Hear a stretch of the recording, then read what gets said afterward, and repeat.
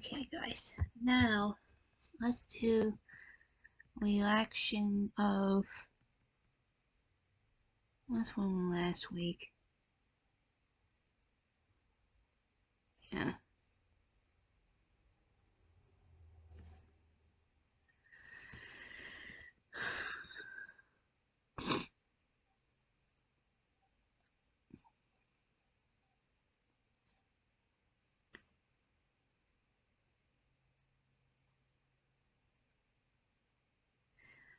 Let's do the teen who killed an 8-year-old to make them stop crying.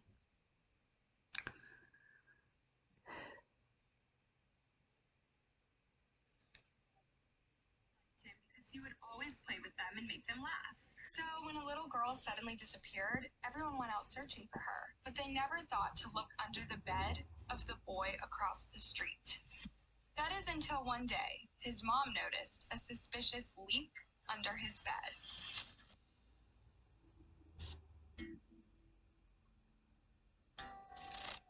Madeline Ray Clifton, or Maddie as she was popularly known, was born on June 17, 1990, to her parents, Steve and Sheila Clifton. She had an older sister, Jessie, who was 3 years older than her, and they all lived in Jacksonville, Florida. Maddie was described as a smiling, well-behaved, and polite young girl who took piano and dance lessons. She was also somewhat of a tomboy and did not mind getting herself dirty while playing basketball Just and like football. me. As sisters, Jessie and Maddie were pretty close and did everything together. In fact, Jessie described Maddie as her other half, which is why what happened on November 3rd, 1998 would remain etched in her memory forever.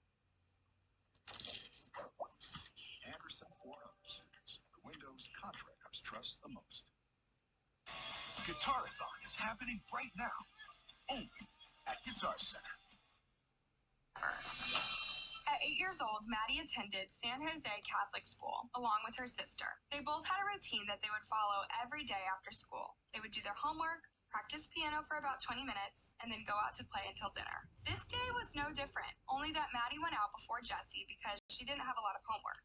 A few minutes later, she came back looking for golf balls to play with. Jessie remembers that she even helped Maddie look for a while before going back to her piano lessons. Around this time, their mom, Sheila, also came home from voting, and Maddie asked if she could go back outside to play. Their mom says yes, and so Maddie walks out the front door. That was the last time they would ever see her alive again. At around 6:30 p.m., Sheila asked Jessie to go out and call her sister in for dinner, but Maddie was nowhere to be found. Where could she have gone? Sheila went around the neighborhood asking everyone if they had seen her little girl, but no one had. Worried that something bad might have happened to her daughter, Sheila called 911 and reported her daughter missing. A huge search was immediately launched, with hundreds of volunteers coming to help. They combed through the woods and swamps and handed out flyers to everyone they met. Among the search party was 14-year-old Joshua Phillips, who lived across the street from Maddie and liked to play with her. Joshua seemed really concerned for his friend and wanted to help find her. The search went on for 6 days, with the FBI and the National Guard even coming in to help. Oh, wait a minute. I think I do remember. I was the kid at the time, back in 98. I do remember. A reward of $100,000 was even offered to anyone with information that would bring Maddie home. And we're not giving up. This is just the beginning. We are not giving up on finding Maddie. Maddie is out there and she's ready to come home. But what nobody realized was that Maddie was much closer than they thought.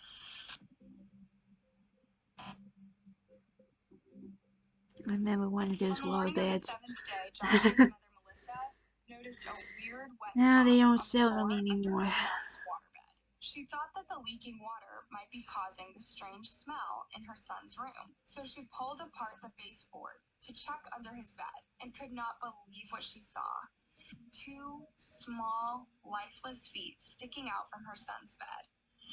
Melissa was completely horrified. She ran out the front door and went to get the police officer stationed outside the Clifton's house. She would later say, "I didn't want to believe what I was seeing. I just pointed to where they needed to look. I couldn't even go in." The officers soon confirmed what Melissa had feared. The body was little Maddie's, the girl they had all been searching for. he saw Maddie's feet hanging out of the bed. It's a waterbed, and apparently it had been in some state of disrepair, and it was taped up. She was taped up in the bed, and it's apparent that she had began to decompose it. So Josh had actually been playing everyone all along. He pretended to worry about Maddie's whereabouts and was even among the people who went out searching for her. While all along, he had hidden her body under his mattress. He saw how devastated and worried Maddie's family was, yet he said nothing. How cold and heartless can someone actually be? But what's even more insane is that he had actually been sleeping on the same bed for 6 days while Maddie's body slowly decomposed from under him. Autopsy results showed that Maddie had been battered in the head several times with a baseball bat and then suffocated before being jabbed multiple times with a knife. She was found naked from the waist down, although there was no sign that she had been violated. From my observation of the body and preliminary reports from the autopsy, she had multiple stab wounds to her body, about 9, and she had stab wounds to her neck, 2. There were obvious evidence of blunt trauma to her head. It was obvious that, and from our investigation, it was apparent that she was killed immediately after she was abducted. But the most disturbing part was that Maddie's hands were clutching on the bed frame when she was found, meaning that she had actually been alive when she was shoved there. Investigators found both the baseball bat and the knife hidden in Josh's closet. There were also cans of air fresheners on his nightstand, along with freshly burned incense, which investigators believed might have been used to mask the smell of the decomposing corpse. What's more, they found one of Maddie's missing persons flyers placed on Josh's nightstand. What's interesting about this case was that the police had actually searched Josh's house 3 different times, but didn't find anything suspicious. We had searched that house 3 previous times, and the reason that we didn't find Maddie was because of the way she was encased in the bed. Josh was still in school when the discovery was made, and the police actually went and arrested him on school grounds. He confessed almost immediately to the crime, giving investigators a chilling account of how everything happened that afternoon. Apparently, Maddie had gone over to Josh's house to play. He told her that he was not allowed to have friends over when his parents were not around, but she persisted. Josh said that he agreed, but told her that they would only be playing for a few minutes because his dad would be getting home soon and would be mad if Maddie was there. Josh told the police that he and Maddie were playing baseball in his backyard at around 5:15 p.m. At one point, he hit the ball so hard that it hit Maddie in the head, causing a big gash. Maddie then fell down and started screaming. Scared, Josh dragged Maddie into his bedroom and tried to get her to stop crying.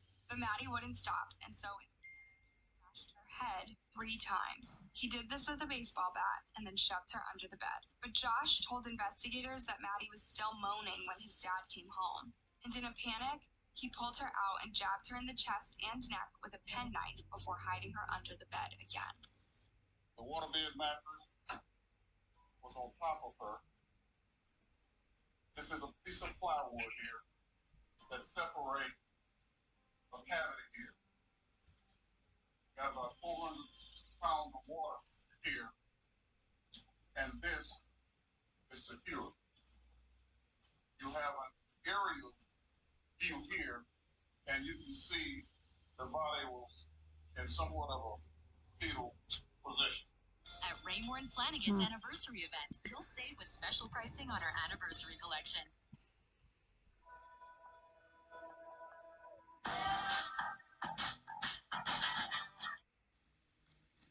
The news of Josh's arrest was shocking to everyone in the community because they never imagined that the friendly boy who had been at the forefront in searching for Maddie, was actually her killer. Many who knew Josh described him as a completely normal kid who liked reading and working on computers. He showed no signs of being troubled and was liked by all the kids in the neighborhood. So why did he do it?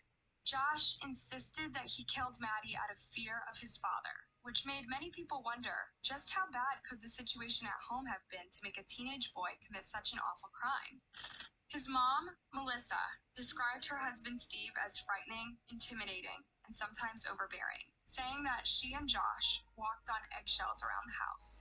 She explained that Steve didn't like Josh playing with girls younger than him, and that for some reason, which she could not understand, Steve didn't like little girls. Josh's father did admit that he probably should have handled some things differently with his son, but said that he didn't think it would have made much of a difference.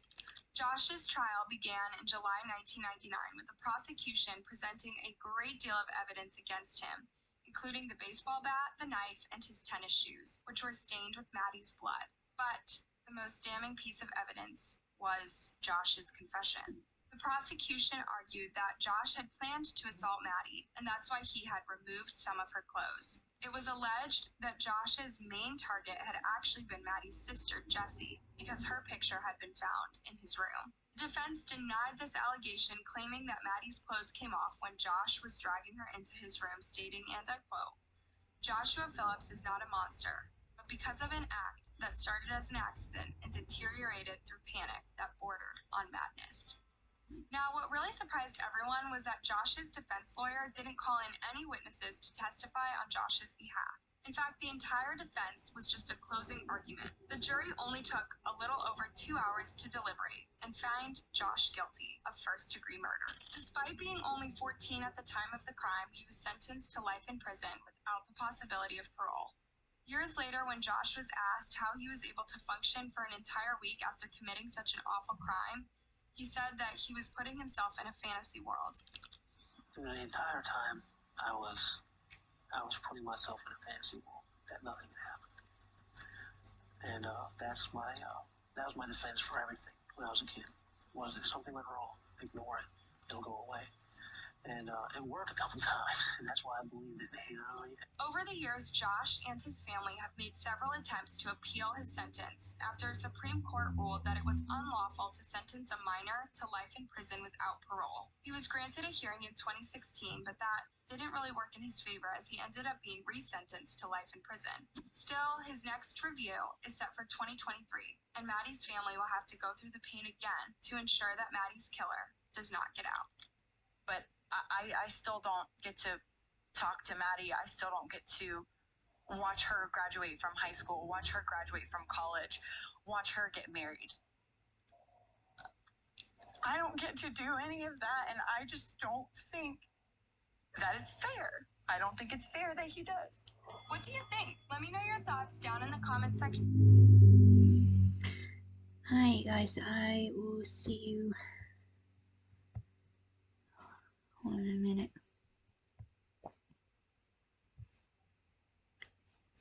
1, 2, 3, 4. This is my 5th. Alright, I'll see you in my 6th one.